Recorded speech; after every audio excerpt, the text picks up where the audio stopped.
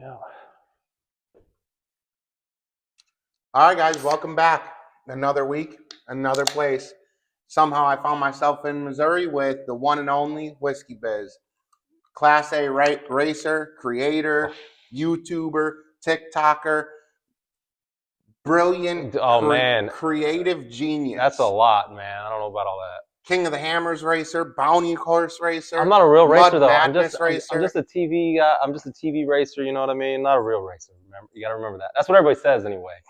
Well, real racers. I mean, let me ask you this. All right, here's like I guess it goes into like what do you consider being a real racer? Because here's my thing. Everybody that I race against, like except for King of Hammers, right? King of Hammers, there's some professionals, but like everybody else goes back to work on Monday. You know what I mean? Mm-hmm. Like I understand, like everybody tries hard and everything. I'm not trying to take that away. I guess what I'm saying is, what makes a real racer? In my opinion, a real racer is competitive. Yeah, just they try, right? They're going. Are you competitive? I mean, I like to think so. Just a little bit? I like to think so. All right. So a real racer is competitive, takes pride in whatever they're racing, right? Yeah, yeah. Like in my background's no prep. So if you go out there and you're just a first round duck, but you go home every Saturday night after you just lost, and you're like, all right, let's load the car in the garage. And then next weekend you take it out and you go out first round. And you're not doing anything to advance the craft. You're not taking it, You're not taking it serious. Yeah, you're a hobbyist. Yeah. And that's where the difference comes in between somebody like you who, I don't know if you just eat, sleep, breathe. I don't know really how you sleep, but you've come up with ways to take it to that next level. Yeah. Without going through the roof, right? You always just seem to float with the clouds. I mean, everything like the Cyber Razor, paper chasing, the twin engine Razor outside. You know, you've always come up with a way to stay either with the game as it advances or ahead of the game. Right. And that's a racer. Yeah. Yep. No, I would agree with that. Yeah. For me personally, I in the like the racing thing, like I just see a lot of like, he's not a real racer. I can do this. I can do that. I was there that weekend and I beat him or whatever it may be. It's like, yeah, but at the end of the day, motherfucker, you weren't there at the previous 6 or the 12 after that. You know what I mean? Right. Yeah, you didn't get me at my best or whatever it may be. You know what I mean? So, yeah, if you're passionate about it, you're having fun and you're enjoying it, you're a real racer. But in my opinion, like that's number one. If you're not having fun doing it, you're doing it for the wrong reasons. That's why I got out of motocross, ATV motocross. I mean, that's why I got out. You used to race ATV and motocross? Yeah. Yep. So is that where the passion started with the off-road community? Yeah, but man, I'm a degenerate, middle of nowhere, man. Like for real. Like when I was a kid, I had one thing to play with. It was called outside.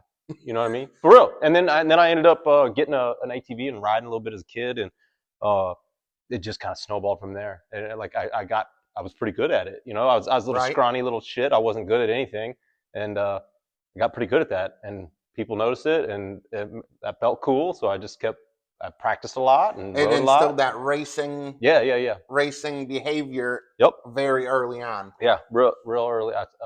Yeah, I mean, I had like a little electric one, you know, little Tykes thing, and then got on to like the smallest sport quad I can remember was like a 300EX, you know. Then went to a 400EX and then 450s and I think you've actually recently raced four-wheelers, right? Yeah, I ran a four-wheeler on Mud Madness season 1. I did some other races prior to that too, and it was pretty cool that on my 450R, the Honda 450R Sport Quad, I haven't lost on it in quite a while.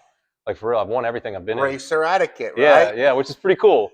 But yeah, then I raced the Scrambler S, you know. Yeah. But I haven't won everything in that. Pretty close, but. So what made you get away from four-wheelers? Dude, with age you get a cage, man. Age you get a cage. That's really what it is. I got a Razor 800 in 2008 when they first came out. Right. For real. And then 2011 or 2010, the Razor 800S came out. I got that. 2012, the 900 XP came out. I got that. And as it progressed, I just kind of grew with it. Actually, this building right here, the year I built this building was the only year since the Razor existed that I didn't have one. It was because I had two. I sold them so I could pay to build this building, and that was in 2016 because it was the year my daughter was born. Oh, and all right. Yeah, so I kind of like collected. Like I was like, I'm gonna collect all the money cash I possibly can, build this building, and work on it as be at home. I'm not be out riding and all that type of stuff. So right. And then following year, got back in the. I was like, okay. And then it was right back. Yeah, as first kid, I didn't really know what to expect. So I was ready. And yeah. So yeah, that was one thing I was not. When me and my old lady, when we found out we were gonna have our first baby, I was so scared. Crazy. For me, like I was way behind the curve. I was 24. And, I just started driving truck. I just fell in love. I know everybody watching at home is going to be like, well, you don't love his wife. Well, we weren't married yet. We were just dating. And, we ended up having Braden, a little over a year after I started driving truck. Yeah. And so everything was so scary. And I mean, you're a dad, you know exactly what it is. Like when you're about to bring a kid into the world, it's like, yeah, I'm ready. Yep. But I don't have a fucking clue what I'm doing. No, dude. And I'll tell you this too. I felt like I broke the law. Like when I brought my daughter home, like I'm driving, I'm white knuckled. I'm like looking in the back nonstop. I'm like, who said it was okay for us to do this? We now have a child. You know what I mean? When you go get a dog, you got to fill out some paperwork and get approval. I got to. You got to pay to get a dog most of the time. Yeah, dude. The first time I got a dog, or tried to, I got denied. I went to a shelter and tried to get a rescue dog, whatever, and they had like a questionnaire, filled it out. Sorry, you've been denied. What? Like a credit application or something. I swear. What'd you write on there? I like to go fast. No, dude. And race. No, it was something along the lines. I think it was something along the lines there. The question was like, how often is the pet going to be outside? I was like, well, as much as possible. I like being outside. We'll bring dog with me. And they took that as you're going to be one of those. Probably, people. Yeah. That it's going to sit outside in the rain and snow and all that. I don't know. That was my guess because besides that, I was just a normal dude. I mean, but yeah. So I having a kid was the best thing ever. I mean, obviously, like meeting my smoking hot wife, getting married, I wouldn't have the kid. So it's kind of like, that's probably number one. Kid number two. You can kind of like wife is number one for sure, and then a kid is like 1.1. Yeah, I mean my child is it's not really. You can't even really compare the two because you can't have one without the other, or I guess you can, but in my situation, I couldn't have one without the other. You know what I'm saying? Right. So it's like they're both like equal to me, like my whole world. So yeah. But yeah, I felt like this is crazy that I have a freaking kid in my world. My world definitely changed like for the better. I absolutely love it. Yeah, I've met your kid a couple of times, and you do good. She's the best, man. She's awesome. Actually, at Pike, she hung out with my kid for a little bit. Yep. When I raced the mud slaw over there. Yep. So that was really cool. Yep. So, what? Like, how do you sleep and come up with this stuff? So, are you laying in bed at night and then all of a sudden, you get like a twitch in your arm and you just like. Cyber Razor. Well, okay. So, all right. So Cyber Razor or the swing. Yeah, loop. So swing was because Whistling Diesel attempted it. Basically said it couldn't be done. But the whole time I watched him do it, I was like, this is how I would do it. And I gave him a year, and it was like a year and a couple days. Since he tried it, then I tried it. Basically, I told myself I'm going to give him a year. If he doesn't do it again in a year, then I'm going to do it. And that's what I did. But Cyber Razor, that's a different deal. Like that's just a whole other thing completely. But like loop, for example, I had the idea for it, and I just like I get ideas, and I just can't. Like I do have issues like sleeping whenever it's like built and I'm ready to film it or whatever. Yeah. But at the end of the day, man, I just like I have a list in my phone of notes, of ideas, of video ideas, and I work at doing them. That's really what it is. So you just let them come natural, and then you jot them down, and then you build on that. Yeah, and then or sometimes like because like stuff's trending, stuff's hot, whatever. So maybe I'll like Cybertruck, for example. I mean, I don't know, like that's not really the best example, but like if something's trending, then I'll look in my videos and be like, where could this work in? Oh, it'll work in here. You know what I mean? Yeah. Like, and I'll use that. But as far as the sleeping thing goes, I actually sleep really, really easy because I work so much that when I do lay down and I do get comfortable, I'm out. Yeah. You know what I mean? My wife gets super pissed because like I usually I'm working my ass off out here, going and going and going and going. Right. And then when I go in the house and sit down and I'm warm and I'm comfortable and I'm clean, it's like, I'm just out immediately. Yeah, this was the new hoodie. Yeah, it was. And a couple hours later, looks old. Yeah. So sleeping's easy for me, but and then the ideas, I just have an ongoing list. I'll put it this way. My list of video ideas is so long in my lifetime, I'll never do them all. Wow. Yep. So what do you have to say for the people that, like, especially on Saturday night? So we're filming this. We just had the snow apocalypse of a lifetime. Snow from Texas all the way to the beach in Florida. That's crazy. I saw that video. Carolina. That's crazy. Wild. You're about to go to Hammers. And so what do you have to say for the people that came for creators on Sunday when we just experienced the biggest when the TikTok shutdown thing? Government. The TikTok shutdown stuff? So as far as all that goes, like... what about the people who say it's not a full-time job? They're not doing it. Right? Right. I mean, seriously, at the end of the day, so here's... To break it down really, really simple. When you turn on your TV, or if you're not watching my page, or you're on social media or whatever, the reason that app runs, the reason that TV is on and that show can be played and whatever, is all because of marketing. It's all because of advertisers. That's how it's all funded. That's how it all works. Right. Okay. So at the end of the day, what I'm doing, I'm marketing. I'm just good at marketing. And you've created a brand. Yeah, that you continue to grow with the way that you create content. Exactly. From the old days of Redneck Neighbor to the teenage skit, and then like the crazy builds. You're building one thing, and that's your brand. Yep. So I'm marketing myself, or I'm marketing some other brand. You know what I mean? At the end of the day, what I'm doing is marketing. So the more that I can get the eyes on the videos, people say that it's not a full-time job or whatever. Even people that aren't content creators or YouTubers or whatever it may be, there's people that are doing the exact same thing, except it's not them in front of the camera, it's somebody else. Those are producers, those are editors, those are those people. I am basically a low-budget one-man band version of that. You can get a video done by me for a fraction of the price that you can put it on Discovery Channel. You know what I mean? Like, so at the end of the day, what I'm doing, I'm marketing. I'm not. You're marketing yourself in a way that social media for our generation, because I think we're about the same age. I'm 33. Yeah, 34. Well, about to be 33. Like, not to call my old man out, but he doesn't understand how the internet works. Yeah. And I keep telling him, the number one thing to think about the internet is that it lives forever. Yep.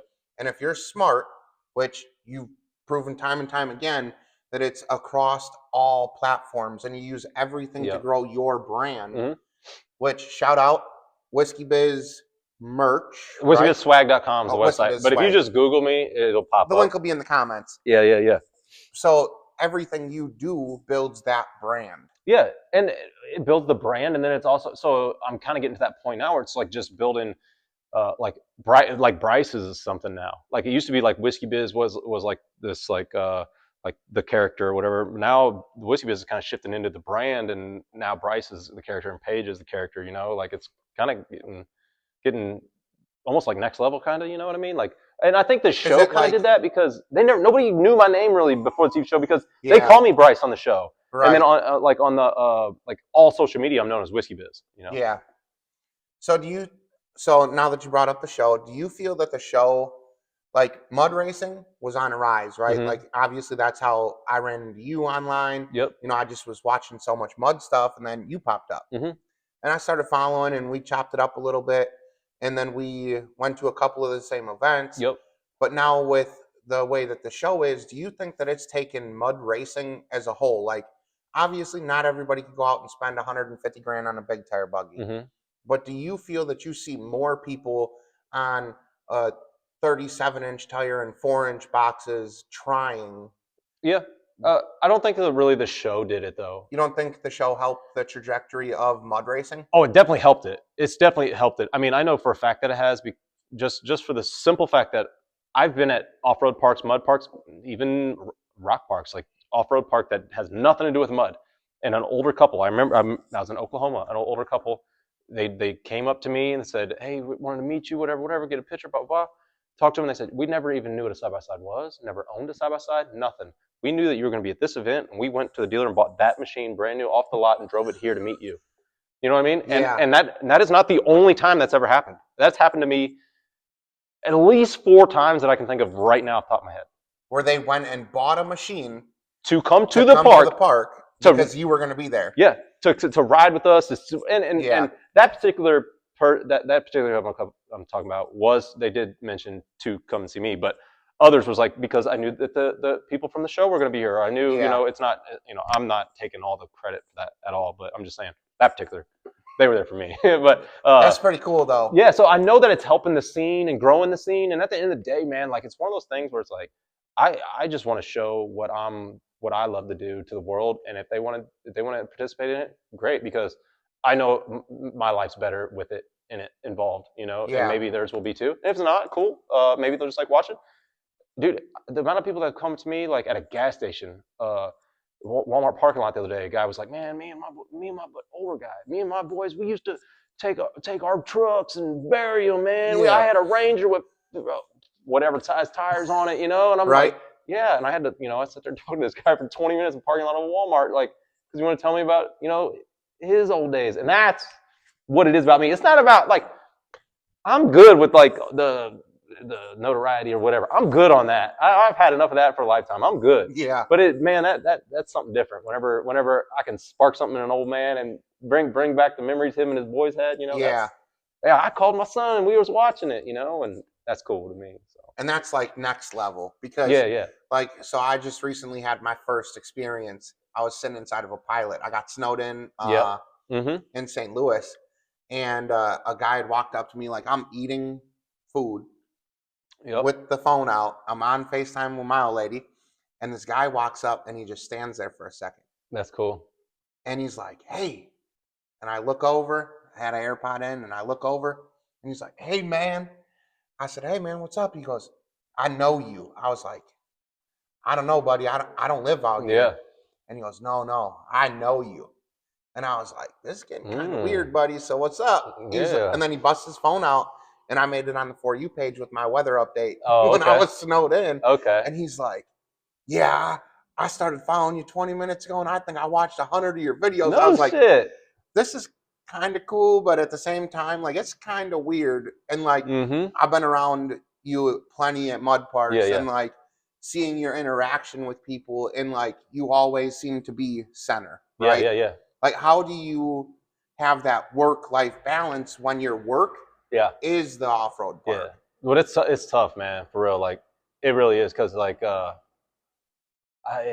took my passion, I took my hobby, and I made it my job now, so it's you ever regret it? I definitely don't regret it, man, because I love this shit. I love this shit, like, for real. Like, get a job that you like, you'll never work a day in your life. Yeah. Dude, that's like, I thought I liked what I did before. I liked it. I liked what I did before because I was good at it and it paid pretty good. Yeah. I fucking love this shit. You know what I mean? You're gonna have to fucking kill me to get me to go back and do something else, for real. You know what I mean? But I do struggle with that because, your old lady bitching at you because you're out there working with that buggy or whatever. But this is my job. Like, this is how I make a living, Yeah. So like, whether it is building something really freaking stupid, Clark or Eddie Griswold's RV or whatever, or whatever it may be, that's where it gets tough, because it's like, at some point, you got to go inside. Watch a movie. I gotta be dad. Yeah. But I'm like, this is like basically I'm being me all the time, so it's just, I gotta, that's the balance. Like, it's being dad, husband and dad versus, Whiskey Biz, more or less. Yeah. So it's a struggle, but it's shit, man. If that's all I gotta deal with, I'm cool with that. I'll figure that shit out. Right. It kind of just comes with the territory. It does. So do you feel like, so you were a welder in your past life? Yep. And you did HVAC? Yep.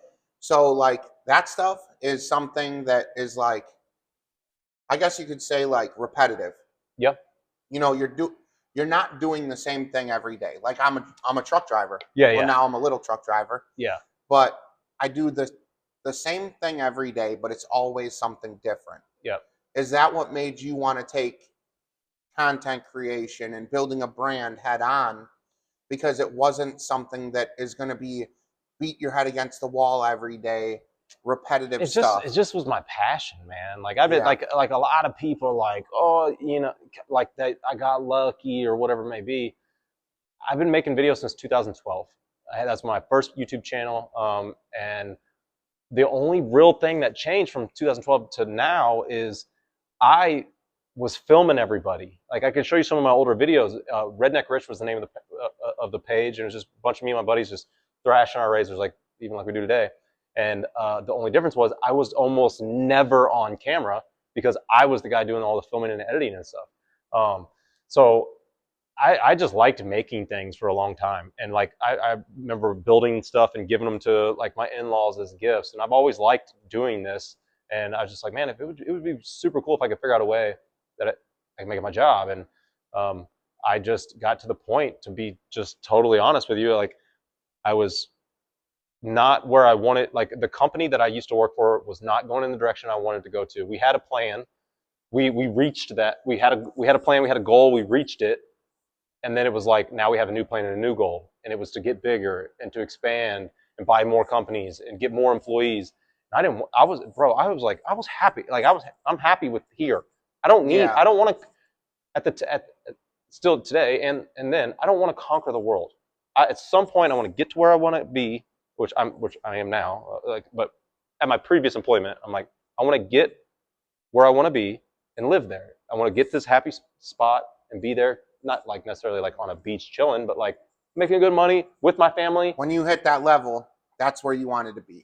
I want to be comfortable. You didn't want to keep trying for this and then going down here. Exactly. I don't want to risk it anymore. And you want to just plane out. Yeah. And chill. Yeah, exactly. I don't want to like, you know, I don't want to fucking refinance my house again, or I don't want to like, you know, like dig deeper in the debt, getting more business loans and doing all that shit.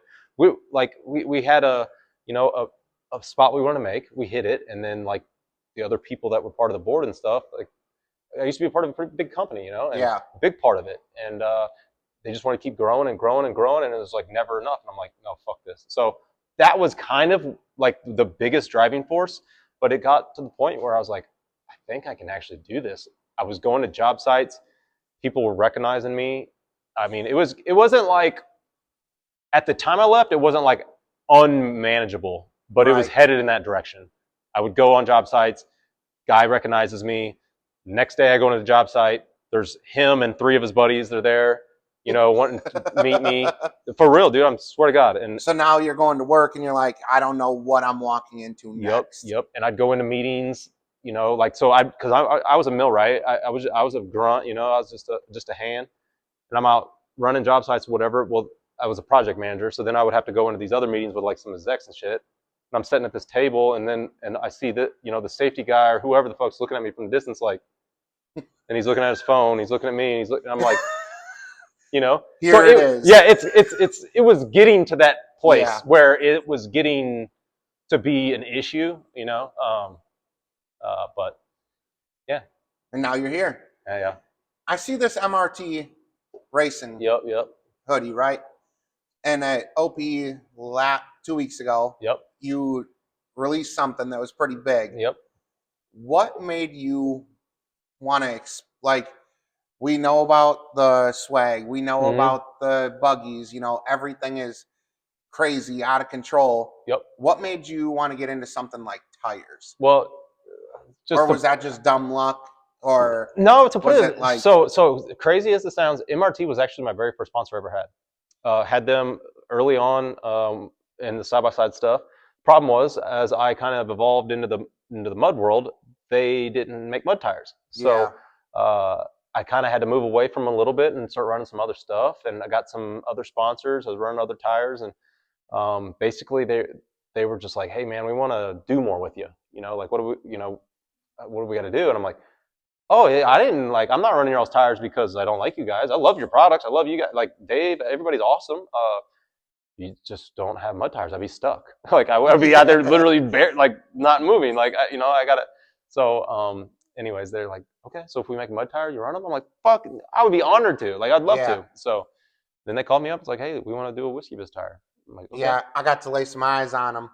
They're going to be cool. They're going to be cool. If they were in like, I think that the off-road community right now, like I'm stuck.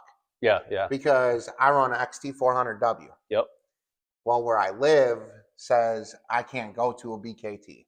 And so I've been looking at like Moto Havoc. Mark from Pandemic, he runs the Moto Slayers. Yep. And a 50. Yep. And so getting to see other tires that have a possibility of getting to that size excites me because I can't go to a BKT because they don't have a strong enough carcass to ride the mountains. Here's the thing. Just overall picture of the tire stuff is, first and foremost, they're taking a risk with me, and they're standing behind me like, we're using you to get us into the mud scene. So I'm hoping that it goes over well, and then we can start moving into some bigger tires. At the end of the day, we still need to move tires. So like, we got to do some of the more common sizes. Yeah. There's a reason why there's only a few people making 50s and 60s and stuff, and that's because that's just a different market. Let's put it this way: if there was 50s and 60s and stuff that were only made for side by sides, that company wouldn't be in business very long. Those BKTs are going on tractors and shit like that. Like, so it's like, and you always see like it's an industry thing, you know? And you see like the people that get a shipment of BKTs, they sell out in a day because not everybody carries it because it's such a hot commodity. Yep. I think as everything evolves and we'll come out with some bigger stuff in the future. I'd love to see some 40s, sooner than later, but we'll just see. We'll see how it goes. I'm excited about it. I'm honored to be a part of it. I never thought I would see my name on the side of a tire. It is pretty cool, it's man. fucking wild. It really is. I'm honored. I'm blessed. I know this is a big opportunity for me, and I hope to make something really cool that everybody else likes. Because at the end of the day, that's what I'm fucking here for. Like, I want to make cool shit. And your tire is very unique. Like, you might look at it and think you see something different. Yeah. But then you have to understand what you're looking at. Yeah. At the end of the day, like I've always been a fan of the System 3, the 310, and the 400. So we kind of made a mixture. We went with basically a really aggressive trail tire or a less aggressive mud tire, if you will. And I think with a little cutting, it can be aggressive mud tire. You got some options with it. So I'm excited to see what it'll do. It definitely looks like a multi-purpose tire, because at the end of the day, we need to cater to the masses. Right. Not everyone's on portals, not everyone, so the majority of people. Like you said, once you hit the 40, I mean, like, there's not too much that you could do to a bike anymore, or a buggy, whatever you want to call it. But there's not much you can do to run bigger than a 40 without making the next jump to portals. A big lift and everything else that comes with it. Yep. And the amount of those people are significantly less. You take the group that is this big. Yes. And now you add portals, now you're here. Yep. Now you have 44s, you're here, 46s. And when you're talking about a company that's taking a risk on me, right. You don't want to set them up for failure. I want to shoot at the biggest target I can. Right. So that's that, and I need that because like the majority of my small tire races that I do, bounty course stuff, knockout stuff, that's my tire of choice. Yeah. And that's so when it comes to like the bounty course racing, bounty hole racing, now you have a big tire buggy, you have small tire rigs. What is the best kind of racing what is your favorite? So if you would have asked me that question last year, I would have 100% told you absolutely no questions asked.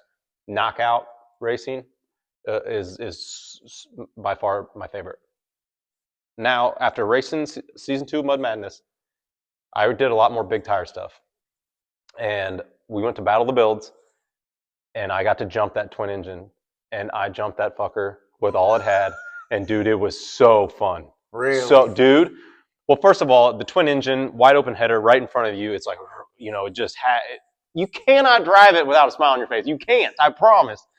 And just leaving the line, both engines in high, and just sending that bitch.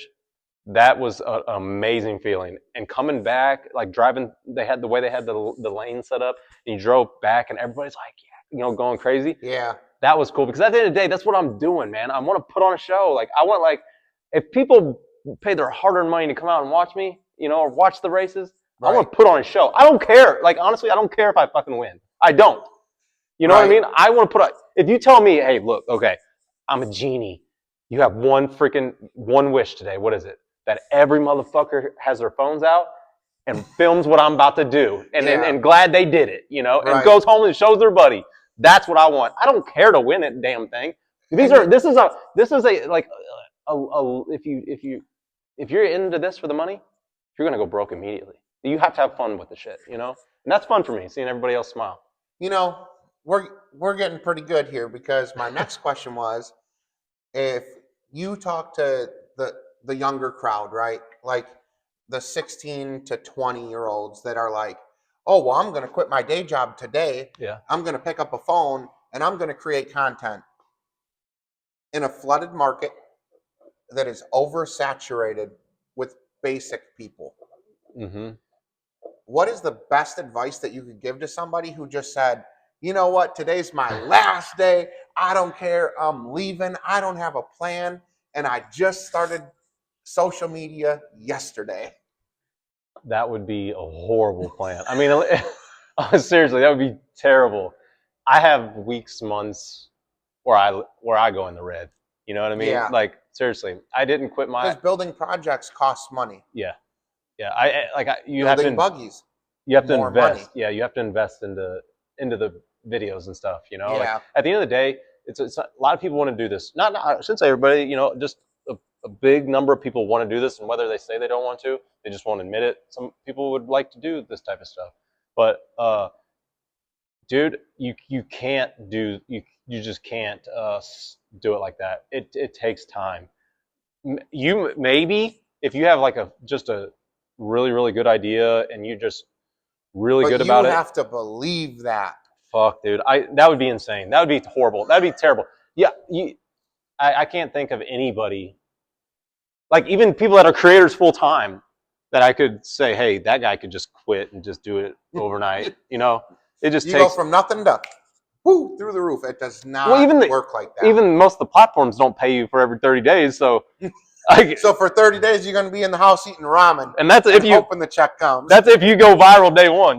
Right. I tell people, just straight up, dude. And for the people, but I need a minimum of about 3 million views a week. Minimum to just make ends meet for me. That's like just paying bills and stuff.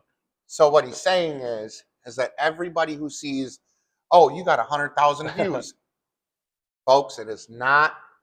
It's not gonna pay your bills. 100,000 views is going to leave you eating ramen and cans of beans. Yep. Back in the good TikTok days, I took home some nice checks from some TikTok videos, but they don't pay like that anymore. Yeah, I've heard that from a couple of people that have said like they overnight changed their pays, like not the schedule, but the way that they pay. They did, and they took overnight so much away from creators that so many people got so scared that they jumped ship and went back to doing whatever because they weren't ready for that. When Shop hit, that's when it all changed. Yep, like probably a couple months before like the whole TikTok Shop thing went live. That's when they pulled the plug on the TikTok. I'll say it because I know that everybody's got to have the same opinion as me. When I get on TikTok lives now, like back in the day when I ran across you and your old lady on TikTok live, it was creators doing something. Mm-hmm. TikTok Shop now has it looking like I'm watching QVC with my grandma. Dude, or WhatsApp, you ever get on that? That's literally what it's turning into. Like WhatsApp is like a QVC, huh? It's like a shop, a TikTok shop. Yeah, live. You're scrolling the TikTok lives now, and all of a sudden it's like, oh, watch me stand on this platform and vibrate. Yeah. All right, next. Here I am on this platform. It's like, what the hell's going on around here? I did I think I've done one or two, maybe two TikTok shop videos, just trying to figure it out. At the end of the day, a lot of it's figuring it out. Like finding what's hitting, what's not. I also think it's control. Like your For You page is based off of what you like, mm-hmm. but they have to have some kind of control because I went through a bad spot where I got really busy with work. I didn't have time to do content creation. I slacked off on YouTube. Like, I completely took good momentum and turned it around on myself. I messed it up for myself. Yeah. And then all of a sudden I was like, well, what is this TikTok shop thing? And I was like, all right, cool. Request a sample. Comes in the mail. It was a... Where they send you one for free or whatever? Yep. And there was a Waze camera. Okay. I made this video. Yep. Dumb as hell. I drove my Razor into the garage, did a burnout. That's it. All of a sudden, boom, like that. I think it hit like 1.9 million views because it had to do with the TikTok shop. And nothing after that was ever the same for me. And I hate that. Like, they throttled me so hard because... Well, at the end of the day, they got one... TikTok has the one thing that they've got going, and then they seem to fuck with it, is their algorithm. They've got... Look, it's very, very simple. I can't code or anything, but I can tell motherfucker exactly what to do. To have the exact same results as TikTok. This is what you do. It doesn't matter if the person has 1 follower or 1 billion followers. You put it out there. If the first 10 people actually they watch it or they like it or whatever, they enjoy it, push it out. Or maybe it's 100, whatever the fuck. Play with it a little bit. 10 people, try 25 people, whatever. Use a little beta group. Give it to them. If they like it, then send it. Yeah. If Instagram and Facebook and these people, you have to have a fucking following to get it to go out. Oh yeah. Dude, I have a following, and it even frustrates me because I'm like, dude, this video's shit, and it performs better than my good one or whatever. It's like, you know what I mean? It pisses me off. Like, what's really push funny good for me shit is that like my following on TikTok is very loyal. Yeah. They show up, show out, comments, and all that, and then I'll jump on Facebook and I'll post a reel, and the ones that I really try. Yep. Don't go anywhere. Yep. 120 views. But then I jump on CapCut and then I see like a Donald Trump meme, right? All of a sudden, overnight, 100,000 views. Crazy how it works. Yep. Like, it's just, the internet is so wild because it's never consistent. It is. The best way I can describe that is it's like, go to your job. You do not have orientation. You do not know what the rules are. You don't know where to go. You don't know your schedule. You don't know when you're getting paid. None of it. That's it. And you just wing it. Yeah, exactly. And I'm just up in there making burgers and shit. Just, you show up at McDonald's on your first day and they're like, oh, hey, man, how's it going? And then they walk off. You're like, the fuck am I doing? I got orientation or some shit? Figure it out. Good luck. All of a sudden, you just see the managers up there, feet on the counter, just chilling. And he's like, well, why aren't you making money? That and you got this asshole over here who's like eating raw fries, getting paid the most. You're like, what the fuck? Why is he making a lot? I'm over here perfect golden, crispy, salty fries, and you ain't paying me shit. No response.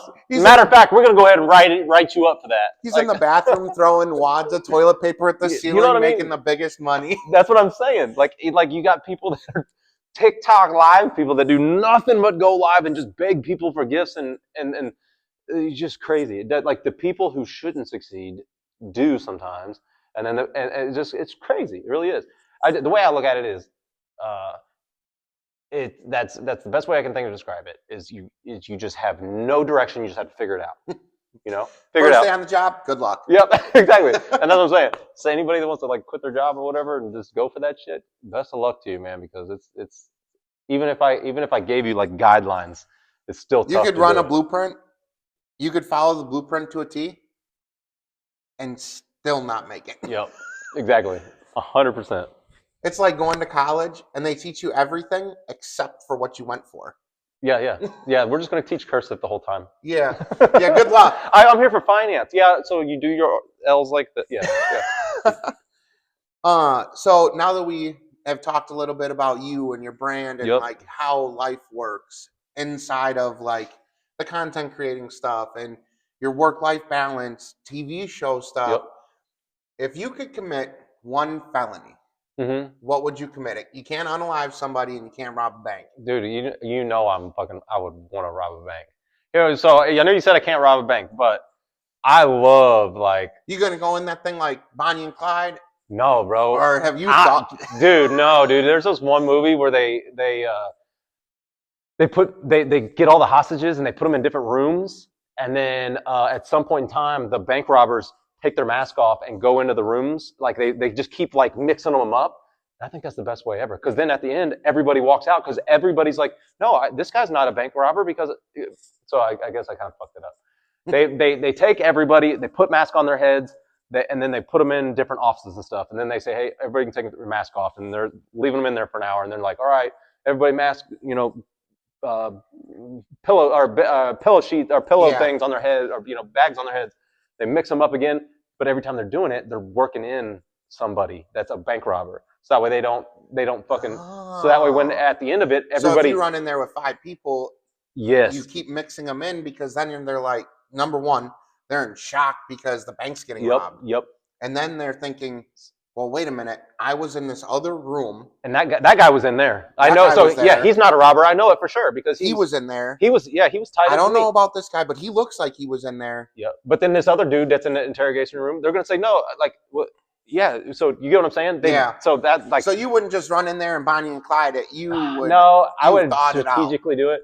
I'm just obsessed with like any sort of like creative crime like that. I listen to all the podcasts, every movie, like any kind of like heist type stuff, like rigging up slot machines, like anything where they like people rob casinos.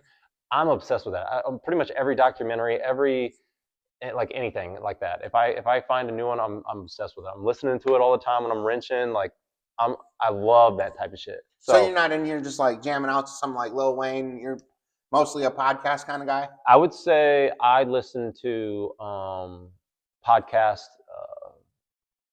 14 hours a day, every day. Oh, shoot. Yep. That's a lot of hours. And that's probably an average, honestly, like for real. Like, and that I'm being dead ass here. I listen to it in the shower. I'm for real. You're listening to people rob banks as you're scrubbing up, huh? Well, this was probably a little. Actually, my favorite podcast is Small Town Murder. So listening to people kill people, but yeah, at the end of the day. Fair enough. By the way, I am in a small town. If you don't see the next episode. No, dude. I'm just, so what it is with all of it, I'm just fascinated that anybody could ever do that. Because I could never do that. I could never rob a bank or whatever. I never could. I'm just fascinated that somebody, like, it kind of goes into, that's the creator mindset of me. Like, I'm I get fascinated with these things and I have to build them or do them or whatever. And then it's that way of something I could never do or would never do. You know what I mean? Yeah. So yeah, it would be that, or like it would definitely. Number one is like, all right, you're gonna get a freebie if you get caught this time, but you can do anything you want to do. Yeah. Robbing a bank, number one. If it wasn't that, it would be like probably some kind of like.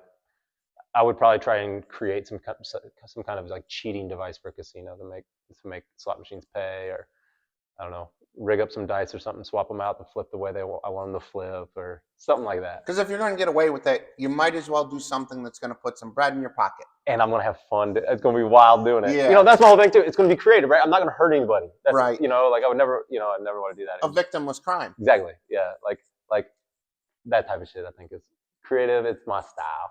Yeah. All right. Yeah. You threw me for a loop on that one. Yeah. I figured you'd be like, yeah, I'd take my big tire, bounty bike down the highway and like jump it or something. No, we run races. We can actually run side by sides down the road here. It's legal here. Benefit of living in the middle of BFE. That's what's so. That's what it's funny you say that because like that's what cracks me up with like a lot of my shit, like Death Race Mustang, for example. Mm-hmm. People are like, oh, is that illegal? Is that this? Yeah, how you can't drive that down the road, y'all. I'm not from where y'all are from. Right. I'm from the middle of nowhere. Okay, we do whatever we want, for real, like within reason. And I say that because somebody will fuck you up if you do something that you shouldn't. That's just right. Where, like, for real, like we look out for each other. This community out here is more of a police each other before the police you. Exactly. I got a call from, this is just a couple weeks ago. There was an abandoned car down the road, just down my road. The guy calls me up, hey, just letting you know that they're looking for this guy, and there's gonna be some drones flying around and probably some helicopters and shit later tonight. I'm like, okay, cool. That's the type of shit, like for real, like the whole town knows what's going on. Yeah. Like before, I don't know, just it's kind of the nice part about living in the middle of nowhere, Right. Yeah, I don't know my neighbors at all. Yeah. And the only neighbor I do know, they hate me. Yeah. But my neighbor hates me. That one. He don't live there. He lives in St. Louis. Fun fact. Yeah. He don't. Dude lives across the street from me. He don't actually live here. He just, I don't know, weekend house or something. But he's almost never there. Escape the busy city kind of thing. I think so. He's just an old grumpy dude. I would love to buy the place, but he'll never sell it type stuff. He'll wait, and then when he passes on in the will, it'll say sell to anyone except for Bryce. For real. For real. So if you and your old lady are gonna go watch a movie and you have to pick it, you know, it's the classic what do you want to eat argument. Yeah. But if you're gonna go watch a movie, what are you guys gonna go see? Like, you picking something you like or picking something she likes, or do you guys like the same stuff? So she likes anything that can never be real. Like the vampire stuff or aliens and sci-fi type shit. And I would watch like a documentary, you know, like, or about crimes and stuff, right, or heists. So, I mean, if I'm picking something like that where they're like trying to find this killer or solve this crime or something like that. That'd be like my type of shit. Bonus point. She's trying to see like Beetlejuice or something. 100%. We actually watched Beetlejuice at Battle of the Bills, that race I just told you about, in the camper that night, because that's the night it was available to rent or whatever. For real. What's up. She loves that type of shit. Shit that I like the real shit, and that's what makes it work with us, dude. Is we could not be yin and yang. Yeah, exactly. Could not be more opposites. You know what I mean? And that's cool.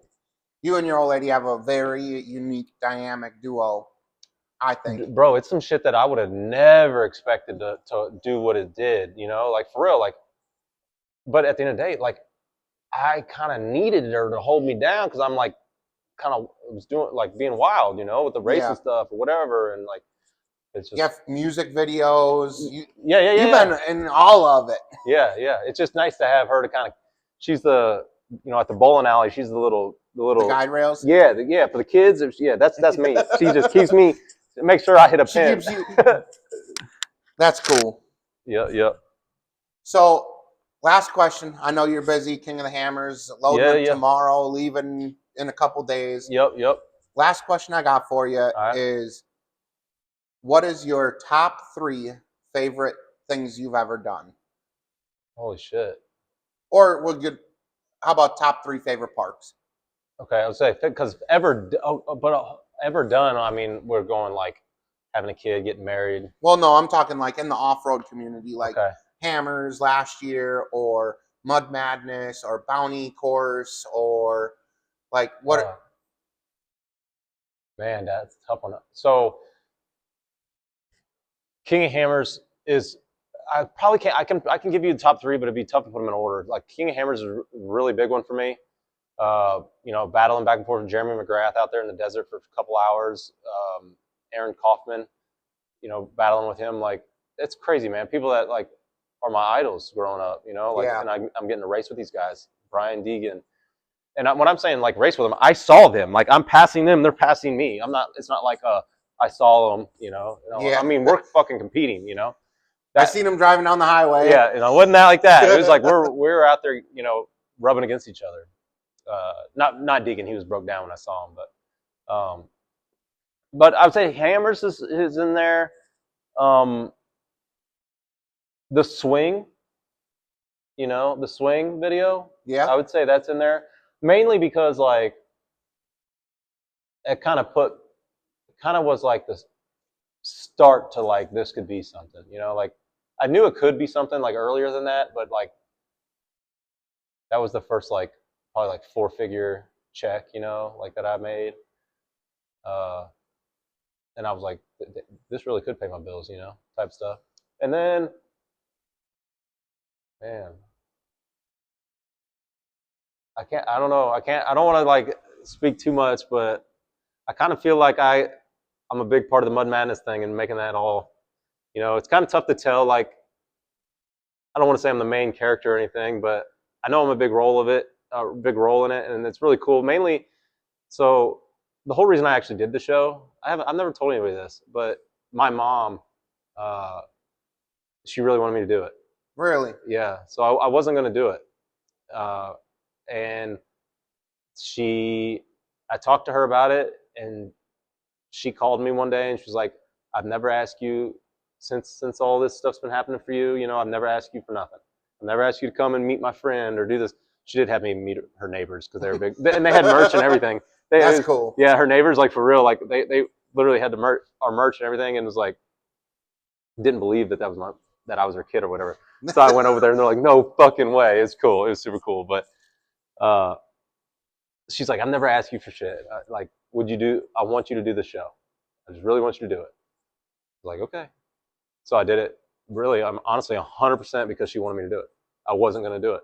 Yeah. And I would say the show is cool, mainly not because it's for me, but it's for others. You know, I've been able to put my daughter on the big screen, my wife on the big screen, my dad. You know, like my kid ended up on the show. Exactly. I feel like that was something. You probably noticed about me, but it's very, You're not very, a very self-centered guy. You want to, at all. like, if you see somebody stuck, you're already pulled over, turned around, already helping before I can, you know, like, not to say that you're 10 steps ahead of the game, right? But I mean, me and you, we spent the Halloween weekend together a couple years ago out at Poppy Mountain. Yep.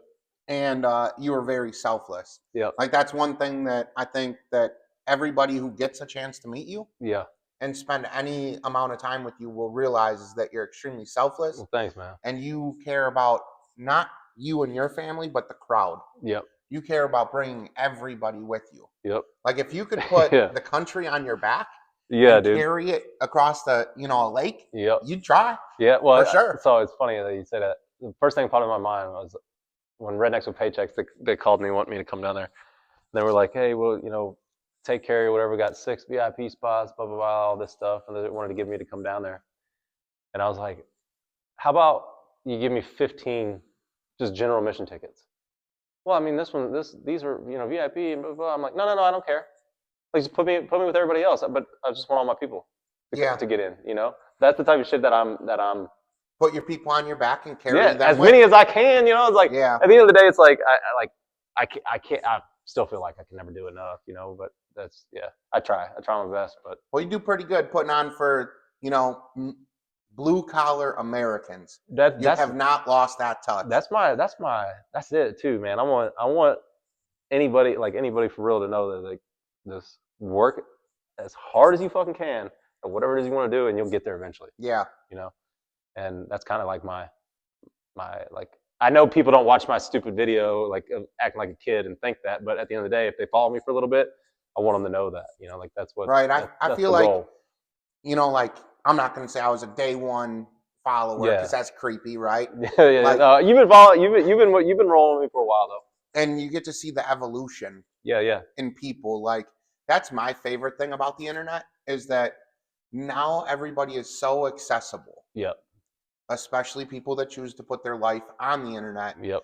And you get to see the progression in people and how they move and how they grow. Yep. Whether they put it out there or not. Because you get to see I'll just take creators as, just the pie. Yep. You see some people that, like, they get their first big check. And then the next thing they go out and ball out on a set of wheels and tires for their truck. And they're like, well, you weren't holding the camera. My tripod was. Fuck you. Yeah. Good luck. Yeah. And it's like, no. And then you see creators like you. And, there's a handful of other people that have really, like, taken the pie and made sure everybody eats. That's one thing that I got to say. That's a plan, dude. I have really noticed, like, appreciate it, dude. In the time that I've known you. That's always the plan, dude. There's enough out there for everybody, and I'm trying to get mine, have fun doing it, and whoever I can bring along for the ride, I want to do that too, Yeah. So. Yeah, even like tonight. Yeah. I mean, it's 9:00 at night. You're prepping for hammers. Yeah. And I was like, hey man, by the way, I'm in your neighborhood. Yeah. You're like, well, fuck it, come through. Yeah, come through, dude. I'm like, that's the thing. You know what? If I'm an hour later to hammer, so what? You only live once. That's right. Well, I appreciate your time. Man. Thanks for coming by. And for everybody sitting at home watching, make sure to like and subscribe and drop in the comments how you guys give me some critique here. Like, I'm still brand new to this. Like, I'm not a professional at all. I just really wanted to give you all something different. And, make sure to drop in the comments. Maybe tell me who you want to see next. And I will pull up. So thank you again. Yeah, dude. We'll catch you later. All right, man. See ya.